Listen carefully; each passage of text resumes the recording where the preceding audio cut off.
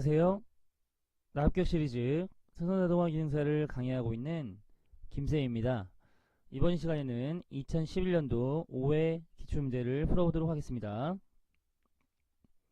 1번입니다. 다음 중 보통 보링머신을 분류한 것으로 맞지 않는 것은? 보통 보링머신을 분류를 할 때는 수평식 보링머신과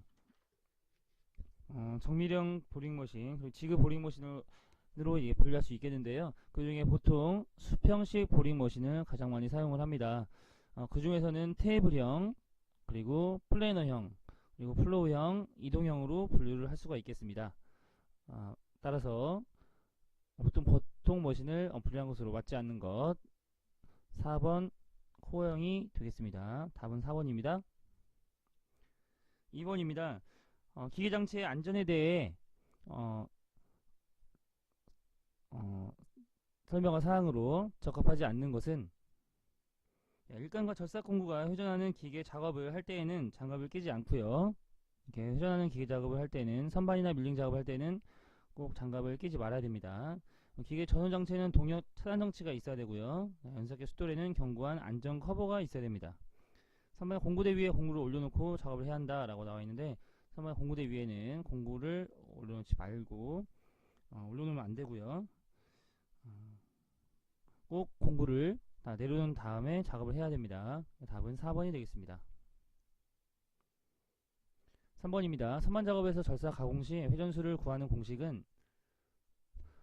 우선 절삭 속도를 구하는 공식 V는 1000분의 파이 dn인데요. 여기서 n이 나타나는 것이 회전수였습니다.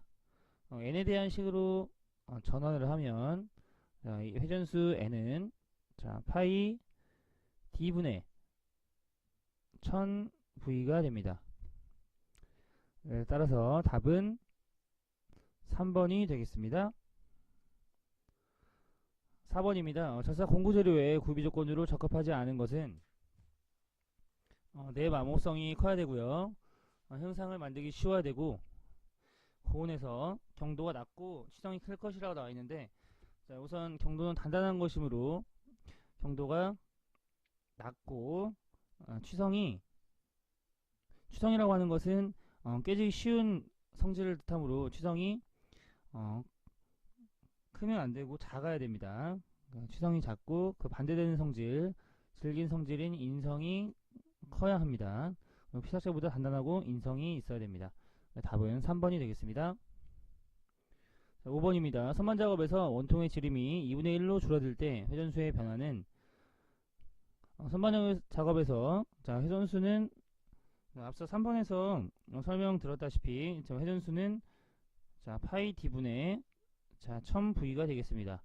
여기서 지름이 2분의 1로 줄어든다고 했을 때 이 회전수는 이 지름과 반비례 관계에 있으므로 2분의 1로 이렇게 줄어든다고 했을 때 계산을 해보면 회전수는 2배로 증가가 되겠습니다.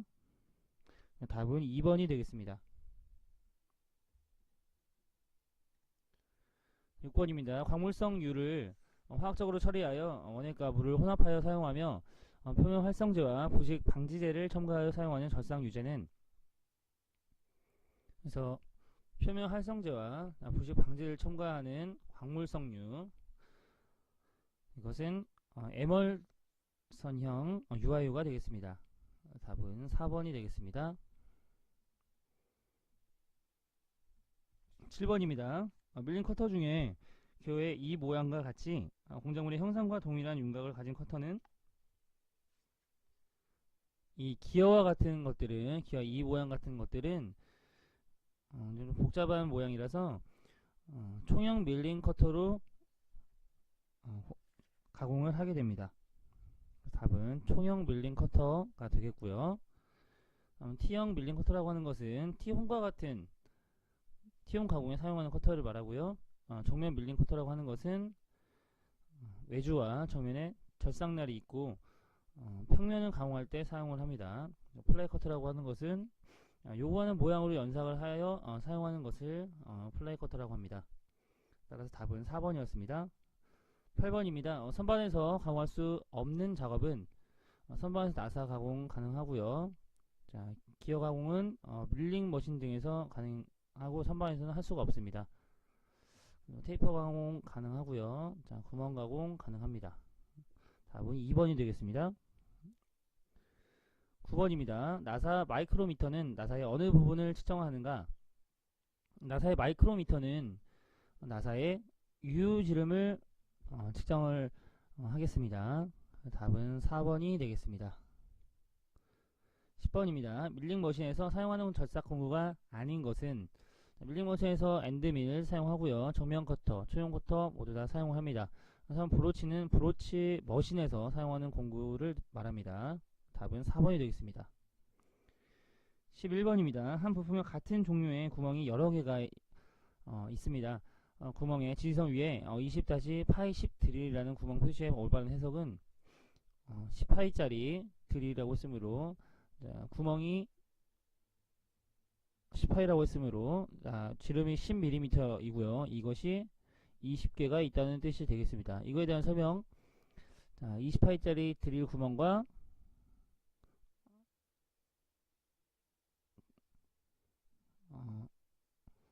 이게 18짜리가 아니죠. 18짜리고 3번과 4번 중에 20mm 간격, 이건 피치를 뜻하는데 피치의 뜻이 아니고 이것은 개수를 뜻합니다. 그래서 드릴 구멍은 60개 있다. 이 4번 설명이 맞는 보기가 되겠습니다. 답은 4번입니다.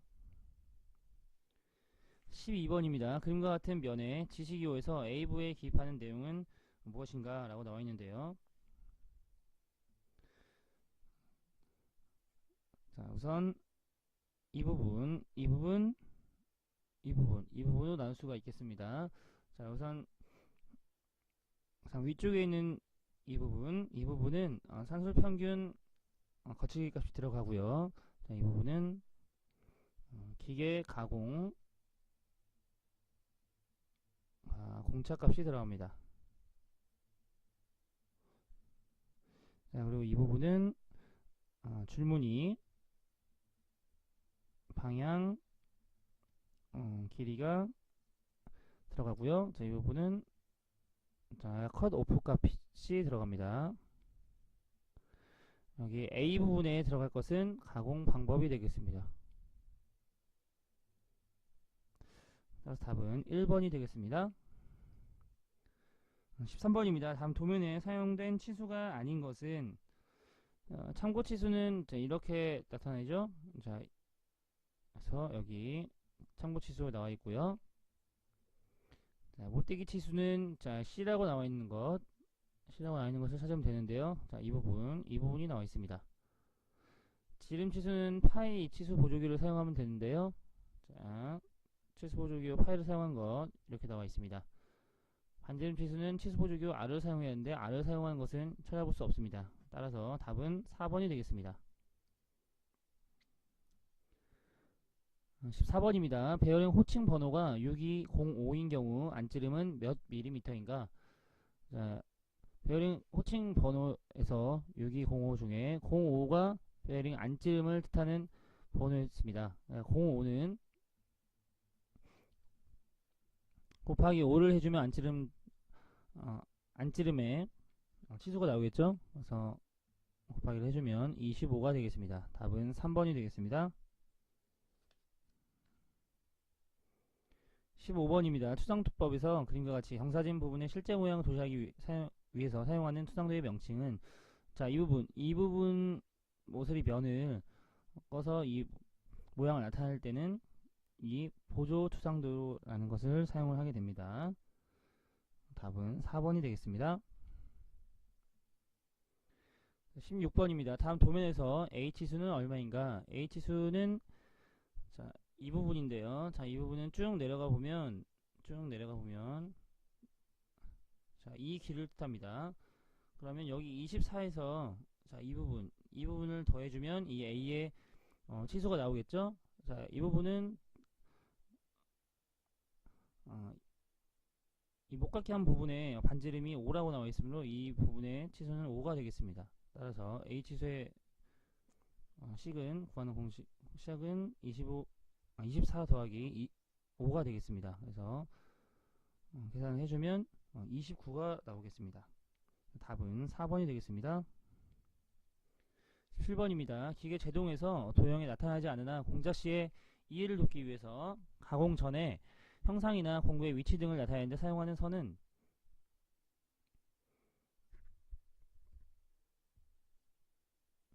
파단선이라고 하는 것은 대형물의 일부를 파단한 경계 또는 일부를 떼는 경계를 표시할 때 사용하는 선이고요. 소문선이라고 하는 것은 대상물에 보이지 않는 부분의 형상을 표시하는 선입니다. 중심선이라고 하는 것은 도형의 중심선을 간략하게 표시하는 선이고요. 가상선이라고 하는 것은 이 17번에서 문제에서 설명하고 있는 공작 시에 이해를 돕기 위해서 사용하는 그런 선이 되겠습니다. 따라서 답은 4번이 되겠습니다. 18번입니다. 그림과 같은 입체도에서 화살표 방향이 정면도일 경우에 평면도로 가장 적합한 것은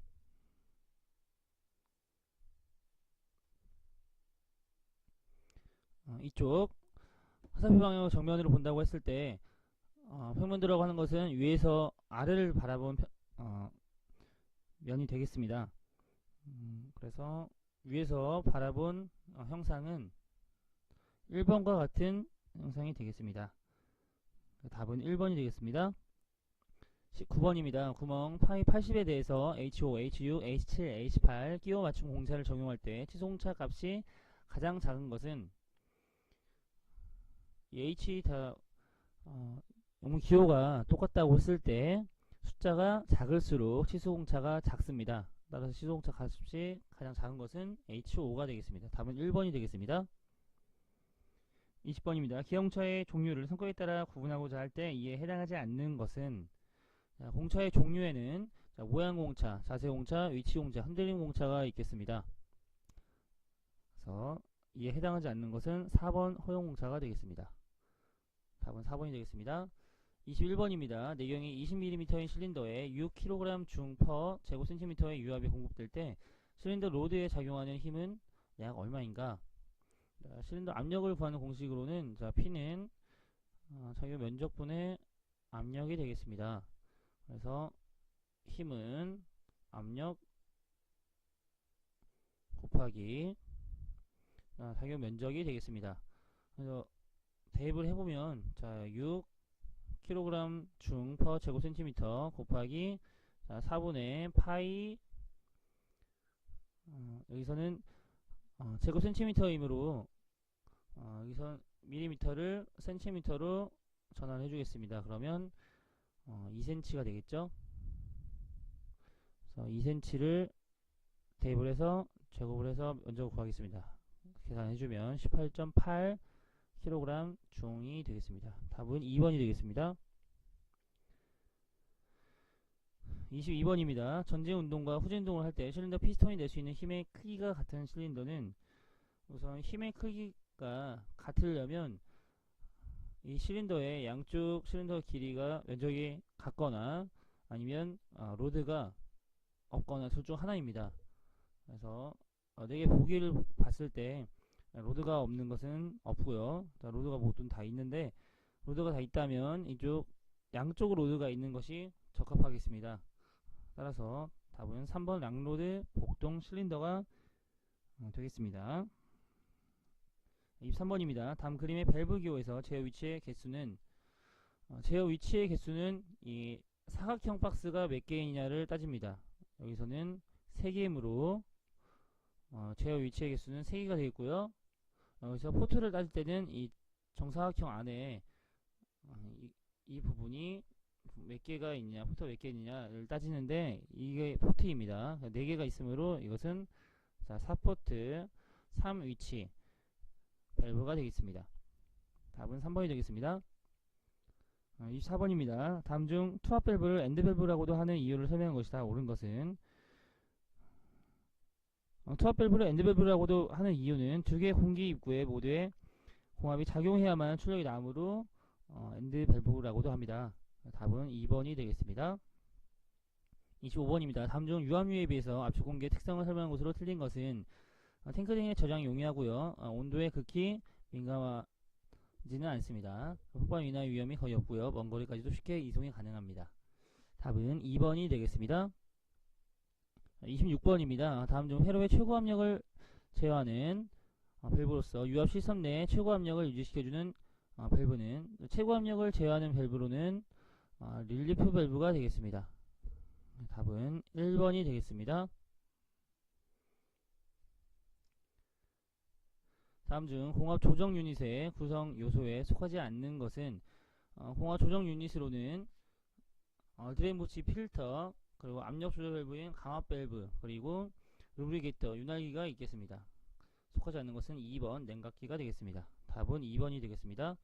28번입니다. 압축기로부터 토출되는 고온의 압축 공기를 공기 건조기 입구 온도 조건에 알맞게 냉각시켜 수분을 제거하는 장치는 수분을 제거한다고 했으므로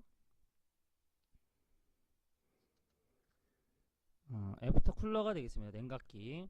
답은 1번이 되겠습니다. 29번입니다. 다음 중 유압 시스템의 압력제 밸브에 속하지 않는 것은 압력제 밸브에는 릴리프 밸브, 강압 밸브, 카운터 밸런스 밸브, 시퀀스 밸브 등이 있고요. 체크 밸브는 논 리턴 밸브로 볼 수가 있겠습니다. 답은 4번이 되겠습니다. 30번입니다. 다음 중 공합장치의 특징을 설명한 것으로 틀린 것은 압축 공기의 에너지를 쉽게 얻을 수 있고요. 동력 전달 방법이 간단하고 용이합니다. 힘의 증폭 및 속도 조절이 용이하고요. 정확한 위치 결정 및 중간 정지가 용이하다. 이것은 유압에 대한 설명이 되겠습니다. 공압은 압축성 에너지로서 정확한 위치성, 제어성이 떨어집니다. 답은 4번이 되겠습니다.